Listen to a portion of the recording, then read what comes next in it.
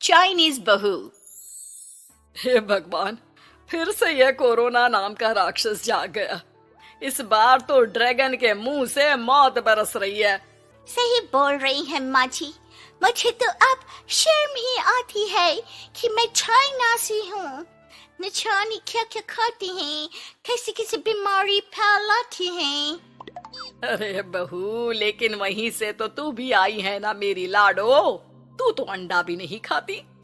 माँ जी, अच्छा खासा सब ठीक हो गया था, लेकिन पता नहीं कैसे ये फिर निकल कर आ गया।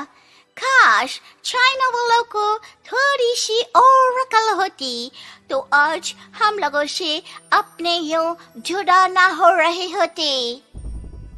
कोरोना की नई लहर से देश में हो रही मौतों और घर में बंद रहने के कारण हमारी चाइनीज बहू बहुत दुखी होती है। उसे लगता है कि भारत में जो कुछ भी हो रहा है वो उसी के कारण हो रहा है। अब हमारी चाइनीज बहू परेशान सी रहने लगी। अरे क्या बात है मेरी चाइनीज गुड़िया, आज तू एक्सरसाइज नहीं करेगी? अरे ना तो तूने जूस पिया है। क्या हो गया लाडो? कुछ नहीं मम्मी जी, बस अच्छा नहीं लग रहा। लोग मर रहे हैं और मैं जूस पीऊं? माँ जी, चाइना से आई ये महामारी और मैं भी तो चाइना से ही आई ना। अरे अरे बेटा, ऐसा ना सोच। सास पूरी कोशिश करती कि वो चाइनीज बहू को समझाए कि इस बीमारी के लिए वो खुद को दोषी ना समझे, लेकिन माँ जी, मैं आज खाना नहीं खाऊंगी। अब सबका खाना बना दिया है। मैं कमरे में जा रही हूँ, प्लीज डिस्टर्ब मत करना।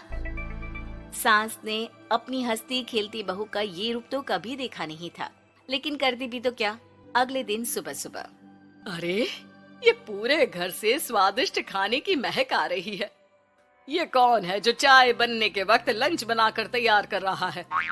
वो किचन में आती है जहाँ चाइनीज बहू ने शुद्ध वैष्णव खाना तैयार कर रखा था। अरे बहू, सोई नहीं क्या जो इस वक्त इतने प्रकार का खाना बना लिया? हाँ हाँ माँ जी, क्या करे, जब दिल में बोझ हो तो नींद नहीं आती। तभी तो मैंने सोचा मैं गरीब और जरूरतमंद लोगों को खाना पहुंचा दूंगी।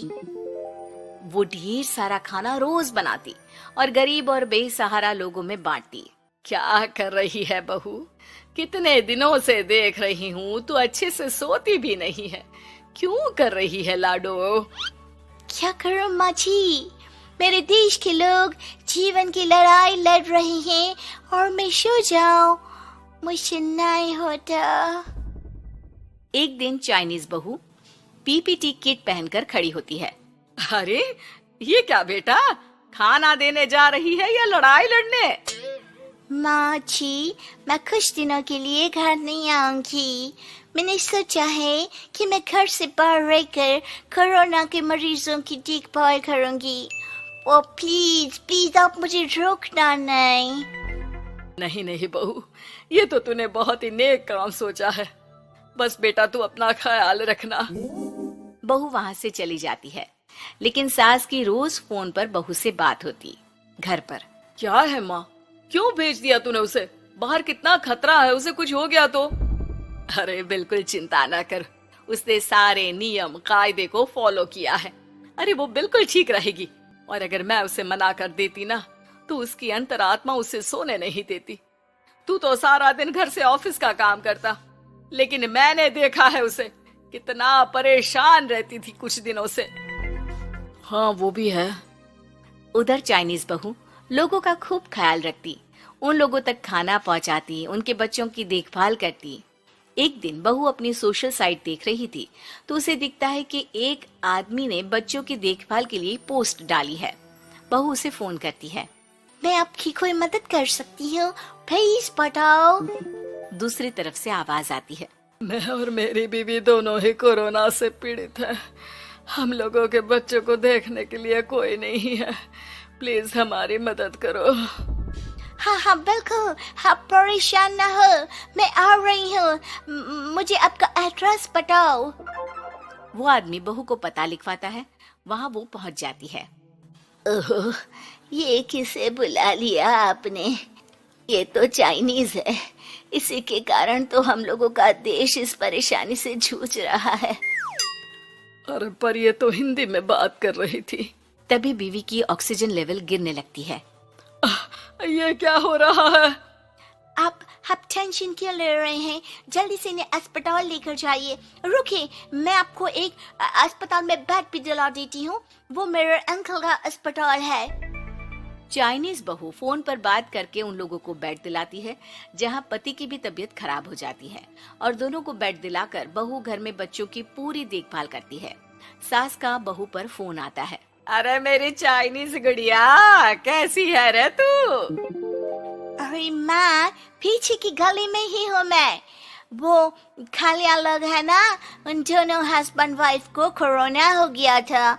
मैंने उन लोगों को श्रीवास्तव अंकल के अस्पताल में भर्ती करवा दिया है और अब मैं नमाज ही उन दोनों बच्चों का ख्याल रख रही हूँ। अरे जीती रहे बेटा, कोई जरूरत हो तो बता देना। नहीं माँ जी, सब कंट्रोल में है। बस इन बच्चों के माँ बाप ठीक होकर घर आ जाए। अच्छा माँ, इन लोगों के घर का फोन बज रहा है, मैं आपको थोड़ी देर बाद कॉल करती हूँ। लैंडलाइन में घर के मालिक का फोन था।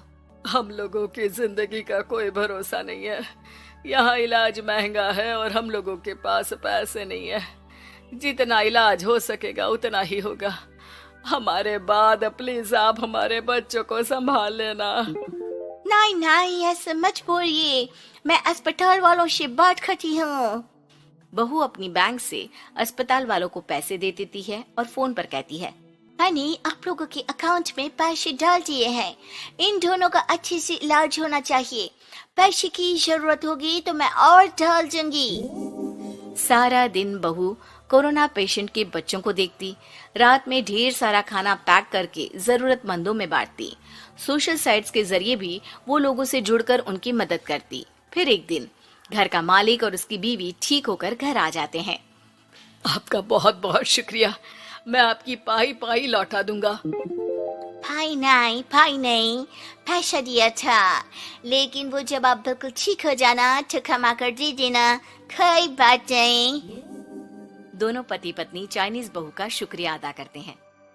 आप तो हम लोगों के लिए भगवान की तरह हैं। आपका बहुत बहुत शुक्रिया। चाइनीज बहू बहुत खुश हो जाती है। वो घर आकर सास को पूरी बात बताती है।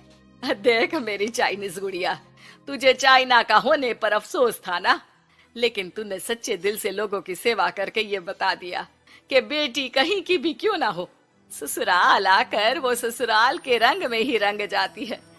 अब तो तू मेरी भारतीय बहू है। हाँ।